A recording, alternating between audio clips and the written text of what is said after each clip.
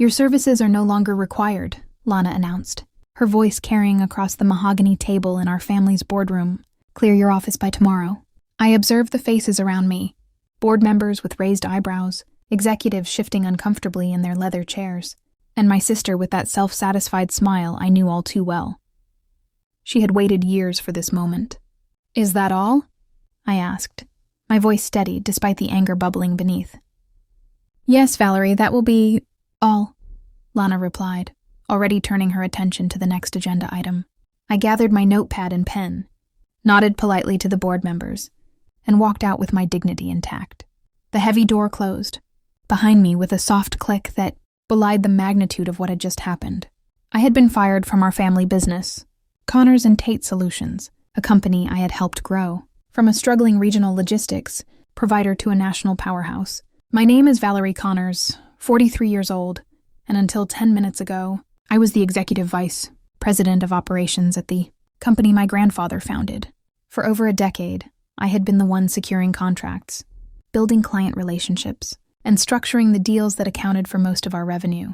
While Lana focused on corporate image and playing politics with board members, I had been the engine driving our growth in Nashville, Tennessee. I walked to my office, a corner space I had earned through years of dedication. My assistant Natalie looked up, her expression immediately concerned when she saw my face. "Val, what happened in there?" I closed the door behind me before answering. "Lana fired me. Effective immediately. I need to clear out tomorrow." Natalie's mouth fell open. "She can't do that. Without you, this place would she can." And she did. I sank into my chair, allowing myself just one moment of shock before the wheels in my mind started turning. Dad made her CEO and the board approved it. It's her show now. But why? You've brought in over 70% of our major clients. I smiled faintly. And that's precisely why. I've outshined her for years, and she couldn't stand it. But as the initial shock faded, a curious calm settled over me. I opened my desk drawer and pulled out a leather portfolio I'd kept for exactly this scenario. Inside were documents I'd prepared meticulously over the past 5 years. Contracts, agreements, and legal paperwork. "Natalie," I said, my voice steadier now. "Remember that restructuring I implemented 5 years ago? The one where I created VC Strategy Group?" Her eyes widened with realization. "Your consulting LLC, the one that technically holds all the client contracts." I nodded, allowing myself the first genuine smile since I'd walked into that board meeting. I think it's time to remind my sister exactly who brings in the business around here. I'd seen this coming years ago. Our father, James Connors, had always favored Lana despite her mediocre business acumen. She had the right look, the right connections, and most importantly, she never challenged his authority. I, on the other hand, had ideas. Too many ideas for a daughter in a traditional family business. "You're making waves, Val," Dad would say whenever I proposed a new direction or efficiency. "Let's stick with what works." What worked, apparently, was letting Lana take credit for my innovations. While I built relationships with shipping companies, warehousing facilities, and corporate clients across the Southeast, Lana was the face at industry events. While I negotiated terms that grew our profit margins by double digits annually, Lana gave presentations to the board using my numbers. Our differences extended beyond business. Growing up, Lana was the beauty queen. Homecoming royalty, sorority president, all charm and social grace. I was the pragmatic one, more interested in logistics problems than country club politics. "Why can't you be more like your sister?" Mom would ask, not unkindly. "She makes connections so easily." What they never understood was that I made connections too. Just different ones. Instead of cocktail parties, I built relationships in conference rooms. Instead of social climbing, I focused on creating value. And over time, clients came to trust me, not the company brand or Lana's polished presentations. 5 years ago, when whispers of succession planning began, I made my move. With the help of my attorney, I created VC Strategy Group LLC, a consulting company with exactly one client. Connors and Tate. On paper, it looked like a tax efficiency measure. In reality, it was my insurance policy. This structure gives us flexibility. I explained to Dad when I proposed it. It lets me negotiate directly with clients without all the corporate red tape. He approved it without understanding its implications. Why would he question anything that improved our bottom line? To him, it was just another one of my efficient little fixes, not the foundation of my independence. Over time, I migrated all major client relationships to my LLC. The Paperwork was there for anyone to see if they bothered to look, but Lana was too busy planning her CEO office renovation to notice that the contracts listed VC Strategy Group as the primary service provider with Connors and Tate as merely the fulfillment partner. Dad's retirement announcement last month had accelerated everything. The succession plan was unveiled. Lana would become CEO and I would remain in my operational role, essentially doing the work while she wore the title, or so they thought. The morning after my dismissal, I arrived early to pack my office. The building was quiet, most employees not due for another hour. I had chosen this time deliberately, no need for an audience. As I boxed up family photos and awards, my phone buzzed. It was Beth Winters from Skyline Distribution, our largest client. Valerie, what's going on? I just got a strange email from your sister saying she's my new point of contact. I smiled to myself. Good morning, Beth. Yes, there have been some changes. Lana is the new CEO, but our agreement is with you, Beth said, confusion evident in her voice. The contract is with VC Strategy Group. Does she understand that? I don't think she's reviewed the contracts yet, I replied, keeping my tone neutral. Would you like me to clarify things with her? Please do. We signed with you, not with Connors and Tate. Your expertise is what we're paying for. After hanging up, I continued packing, now with a lighter heart. By the time I finished, similar calls had come in from 3 other major clients. None of them had any intention of working with Lana. At 8:30 a.m., right as the office began filling with employees, my phone lit up with Lana's name. I let it ring twice before answering. Hello, Lana. Where are the client files? Her voice was tight with controlled panic.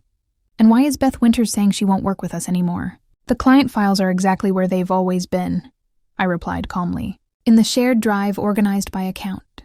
As for Beth, she's exercising her contractual rights.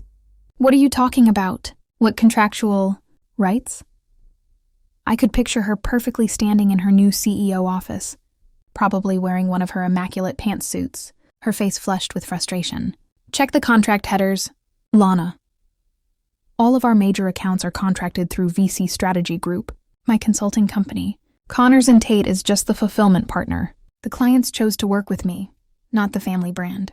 The silence on the other end was deafening then. You can't do this. I couldn't help the laugh that escaped me. I already did. 5 years ago, actually, with Dad's approval and the board's signature on every document. This is sabotage. Her voice rose an octave. No, Lana, this is business. You wanted to be CEO. Congratulations. But the relationships, the trust, the actual revenue-generating contracts, those are mine. By the time I hung up, Natalie had appeared at my door with a cardboard box of her own belongings. I quit this morning, she announced with a smile. I told HR I'll be joining VC Strategy Group effective immediately. The realization hit me fully. Then this wasn't just about sweet revenge against Lana. This was my chance to build something, truly mine. I picked up my box and took one last look at the office where I'd spent 15 years. Let's go. I said we have a company to build. I spent the rest of the day calling clients by evening. I knew all 14 of our top accounts were coming with me together. They made up more than 80% of Connors and Tate's revenue. What about fulfillment? Asked Thomas Graham from Evergreen. Supply chain, you've got the relationships, Val, but can you handle logistics? I assured him I had already secured partnerships with 3 regional fulfillment centers, though. Truthfully, those deals were sealed only hours ago. I was building the airplane while flying. That night, my table was covered with papers, my laptop and an empty pizza box. I had clients, a plan, and Natalie, but no team. Then a text came from Jordan Ellis. Heard what happened. Lana fired you. Half the ops team wants to join. You hiring? Before I could reply, Lana texted emergency board meeting. Tomorrow 8 am your presence is required. I laughed. You fired me, I texted. Back, my attorney will attend. She called furious.